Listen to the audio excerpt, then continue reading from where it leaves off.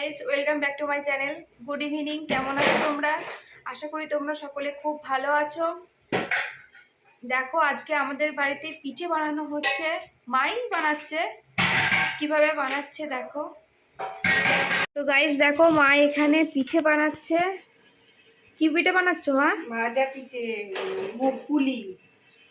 আচ্ছা, এতে কি দিয়েছো?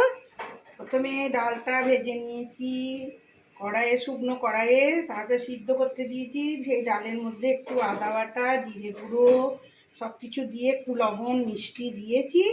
তারপরে এই যে মাখাচ্ছি। এবার নারকেলের পুর দেবো, দিয়ে বানাবো।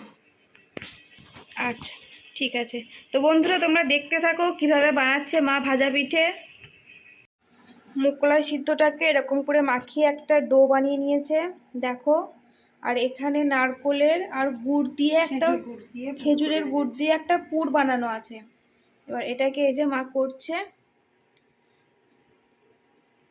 এর মাঝে খেজুরের পুরটা দিয়ে দিয়েছে, নারকোলের।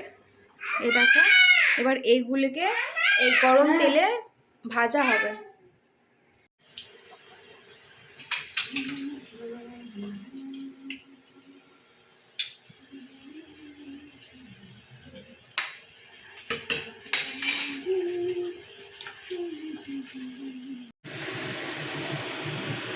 দেখো, এরকম লাল লাল করে ভেজে নিলেই রেডি হয়ে গেল ভাজা পিঠে বা মুগ কলাইয়ের পিঠে, মুগ পুলি। এই দেখো, এবার এগুলোকে লাল লাল করে ভেজে নিতে হবে। এই যে এভাবে ভেজে নিলেই রেডি হয়ে গেল মুগ পুলি বা ভাজা পিঠে।